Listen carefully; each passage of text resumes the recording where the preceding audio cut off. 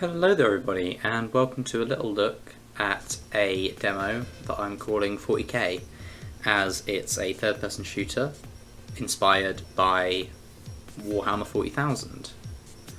I've made this as a demonstration of my ability to implement third-person shooter mechanics, and a little bit of melee combat as well, and also my ability to create mechanics and create gameplay within an existing setting, as one would do within a studio environment. If this game was made into a full project, my ultimate goal with it would be to have it effectively as a large-scale MMO with various factions fighting over terrain, for control of it, featuring all the factions within the Warhammer 40,000 universe, gearing, progression systems, etc, etc. But for now, what I've just done is a little proof of concept just to demonstrate the mechanics that I've implemented. So, full standard third person movement, WASD to walk around, and then your mouse to look, and then shift, as you to sprint. Consume some stamina, you can see in the bottom left, and you can crouch, which slows you down but will make you more accurate and hard to see as well. So we've got a bunch of weapons here lined up on the wall. The system here is, if you're looking at it, it'll tell you its name. You can press T to swap what you've got for what's there, and you can do that for all sorts of other pickups. I could put in health pickups and all that kind of thing. So the first weapon we've got here is the bolter. It's the standard firearm in this setting for the Space Marines, the default good guy faction, and it's basically just a fully automatic rifle. So hold down left click and it'll fire off a bunch of shots which deal pretty good damage. Nothing too wild. You can right click to aim down sights, which tightens up your spread and zooms your view in a little bit. The way that accuracy and spread works right now is that your first shot is going to be dead on, it's going to be pinpoint into the center of the screen here, but the shot after that is going to have some random variation in the X and the Y axis, and every shot you do, that spread will increase until you take a break, stop firing for a second to let your aim settle again, and the rate of increase of spread and the rate that it settles back down and the maximum spread all depends on the weapon you've got. Another thing that varies weapon to weapon is the range. So if I come up close, then he dies a little faster than if I go over here and do it. It's not too drastic with this weapon as it is a rifle, so at these kind of ranges, kind of pretty close to medium range. The damage isn't super noticeable, but here it is a little bit worse. And as you get further away, it will decrease more and more.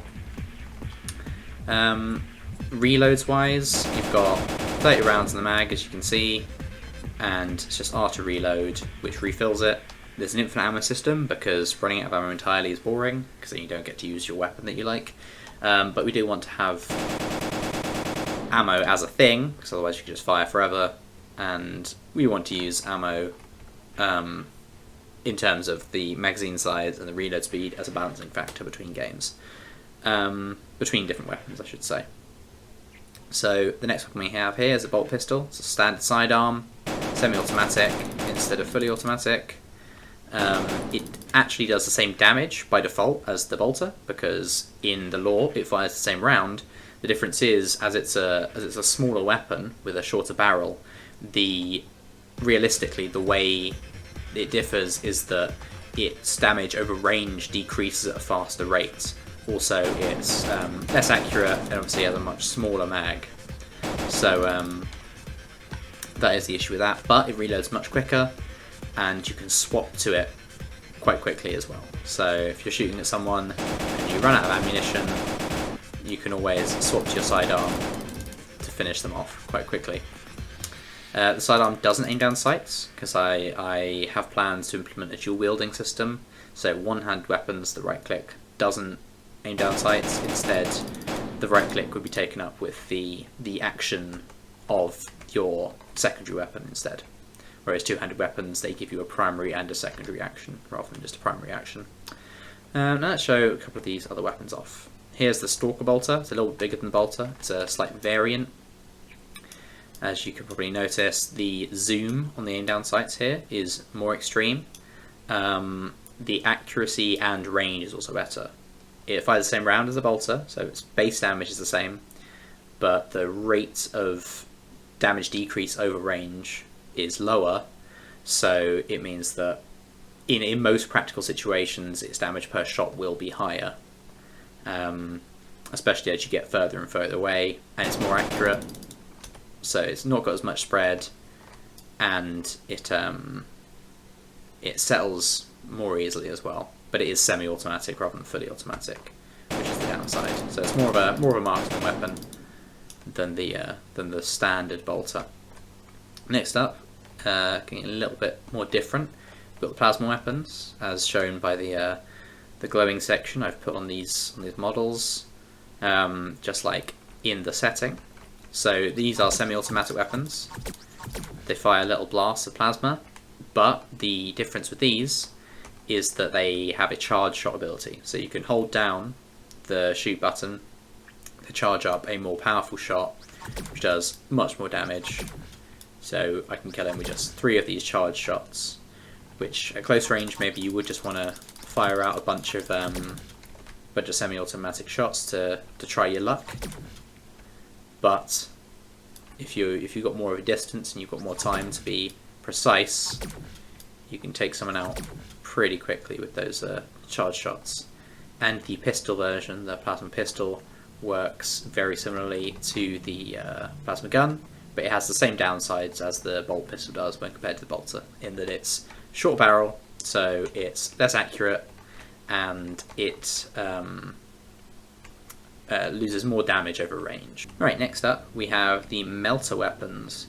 Now these fire a beam of energy, and they're close quarters weapons. They're made for dealing with vehicles or heavily armoured targets, so the damage they lose over range is really extreme. Once you get outside of close range, they do very little. The way they work in game is that effectively it fires very weak projectiles at a very high fire rate, and the projectiles are extended to form a continuous beam to make it seem as though it's a continuous beam of damage rather than distinct projectiles. And that allows you to do really extreme damage at close range. So that guy just melted, hence the name. So yeah, but if you go out to any sort of range, even just a little bit further away outside of here, it becomes much weaker very quickly, which is the downside of these kind of weapons. The melter pistol is similar to the melter gun, just a pistol version. It's got even more extreme damage loss over range, but that's okay because it is very much a close range weapon. Next up, we've got the power sword and the knife. These are the melee weapons that are in the game currently. We'll start with the knife because it's the default one that you'd start with. As you can imagine, it's quite straightforward.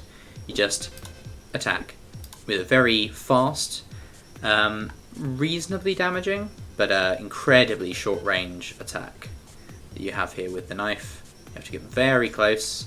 It uses an active hitbox, so the model of the blade itself is what does the damage. So you have to be hitting them with that. It's very weak in comparison to something like the power sword, which has a much longer reach, much more damage, but it's a little bit slower. However, because it's much larger, what you could potentially do is hit multiple targets with it, which makes that a bit stronger. There would be plans, if I was to continue developing this, to implement a more extensive melee system, taking inspiration from games like Dark Souls, with parries and ripostes and all that kind of thing, just to make it more interactive. Last but not least, we have grenades. These have a cooldown system rather than a reload mechanic, and so you can have 2 at once.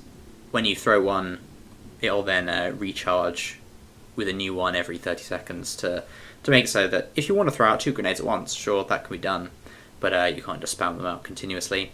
There is also a cook system with these grenades, so you can just throw it, with just a quick click, and it'll take 3 seconds to detonate. But that does give your enemies time to get out of its way. Whereas what you can also do, in a similar way to with the plasma gun, is if you hold down your button, it'll charge it up, which rather than increasing the damage like the plasma gun, the charging will reduce the time it takes to explode after it's thrown. But you've got to be careful, because if you charge it too much, it will just explode the second you let it go, like right in your face, which could be used to your advantage, potentially, if you know you're tanky enough with the gear you've got to survive that, or if you're just going to take one for the team and take out a bunch of enemies in that way. So you've seen the quick throw. Instead, I'm going to charge it up a bit and then throw it, and it should explode very quickly. So if that was another player, they would have had no time to react because of the fact that I charged that up. And that's what's currently in the game here.